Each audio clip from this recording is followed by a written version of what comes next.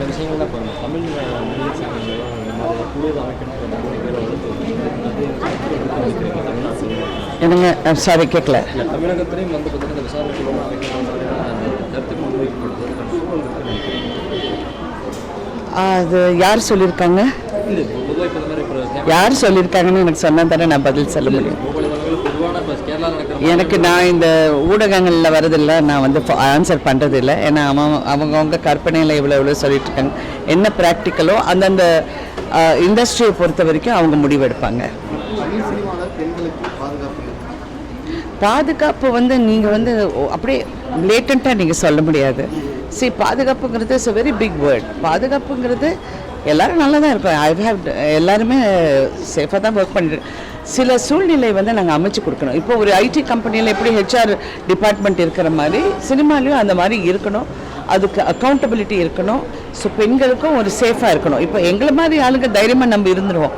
அடுத்த கட்டத்தில் வரவங்களும் அதுவும் புதுசாக வரவங்களுக்கு they have to have that little bit of ஒரு கம்ஃபர்ட் லெவல் நம்ம கொடுக்கணும்.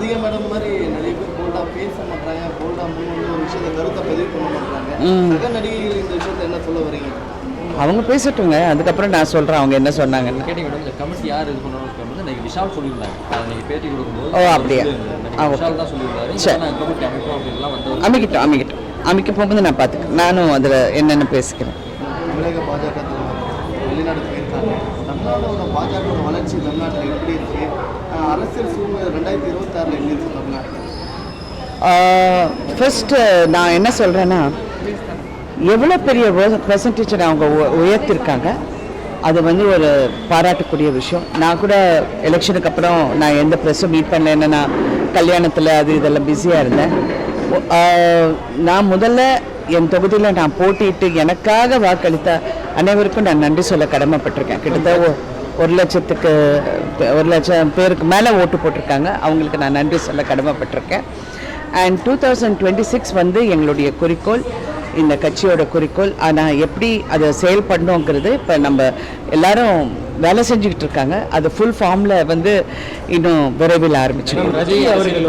ரஜினி அவர்கள் வந்து கார் பந்தயத்தை பற்றி பேசுகிறாரு. ஆனால் ஹேமா கமிட்டினோன்னு அதை பற்றி எனக்கு தெரியாது அப்படின்ற மாதிரி முன்னணி நடிகர்லாம் அந்த மாதிரி பதில் அளிக்கிறாங்க. அவரை தான் கேட்கணுங்க. என்ன கேட்டிங்கன்னா அவங்கவுங்க பேசுறது எங்களை வந்து கேட்குறீங்க. பேசும்போது கூட அதை பற்றி கேட்கும்போது நோ கமெண்ட்ஸ் அப்படின்ற மாதிரி சொல்கிறாங்க. இருக்கட்டும், அவங்கள தான் சார் நம்ம கமெண்ட் இல்லைன்னு விட்டுட்டோம். நம்ம நடிகர் விஜய் அரசியலுக்கு வர போகிறாரு. Very good. 2026 வர போகிறாங்க. ஸோ நடிகர்கள் ஏற்கனவே அரசியலுக்கு வந்த வரலாறுகள் வந்து எம்ஜிஆருக்கு அப்புறம் யாரும் வந்து பெருசாக ஜெயிக்கல. அவருடைய அரசியல் வருகை தமிழக பாஜகவுக்கோ பாதிப்பு இருக்கும். இதெல்லாம் நான் வந்து பெரிய சக நடிகராக எனக்கு சின்ன வயசுலேருந்து விஜய் நல்லா தெரியும். I'm very happy. அவர் வந்து இப்படி ஒரு முடிவு எடுத்து, அதாவது மக்களுக்காக வந்து பணியாற்ற வேண்டும்னு நினைக்கிறாரு. ரொம்ப அவருக்கு என்னுடைய வாழ்த்துக்கள். போக போக நமக்கு தெரியும். அந்த பாட்டு இருக்குல்ல, போக போக தெரியும்னு, அது மாதிரி போக போக தானே நமக்கு தெரியும். இப்போ எதுவுமே சொல்ல முடியாது. His come and let him come. People அவரை வந்து பெரிய ஒரு ஃபாலோவிங் இருக்குது அவருக்கு யங்ஸ்டர்ஸில்.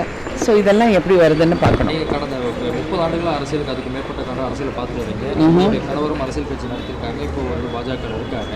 ஸோ அரசியல் கட்சி புதுசாக ஒரு நடிகை ஸ்டார்ட் பண்ணி அதை நடத்துறதுன்றது ஒரு ரொம்ப டஃப்பான விஷயம். இந்த மாதிரியெல்லாம் அது நான் பதில் சொல்ல முடியாது. நீங்கள் வந்து விஜயை கேட்கணும், இல்லைன்னா சக நடிகர்கள் யார் யார் ஆரம்பிச்சிருக்காங்கன்னு அவங்கள கேட்கணும். என் கணவரை பொறுத்த வரைக்கும் நீங்கள் அவர்கிட்ட தான் கேட்கணும். இல்லை, அவர் ஒரு சக நடிகராக இருந்திருக்காரு, நடிகர் சங்க தலைவராக இருந்திருக்காரு, ஒரு அரசியல் கட்சி நடத்தியிருக்காரு. அந்த அடிப்படையில் கேட்கணும். நீங்கள் வந்து ஒன்று அரசியலை பற்றி புரிஞ்சுக்கோங்க. எல்லாரும் எதுக்கு வராங்க அரசியலுக்கு? மக்களுக்கு சேவை. தேங்க்யூ. அவ்வளோதான் கொஸ்டின் ஆன்சர். முன்னாள் நடிகர்கள் பற்றி பேசாத காரணம் ஃபியூச்சரில் ஏதாவது ப்ராஜெக்ட் பாதிக்கப்படுமா அப்படின்ற காரணம்? அதெல்லாம் எனக்கு தெரியாதுங்க. யாருக்கு ஃபியூச்சரில் ப்ராஜெக்ட் எல்லாமே அவங்கவுங்க சொந்த படம் தானே எடுத்துகிட்டு இருக்காங்க. தேங்க்யூங்க.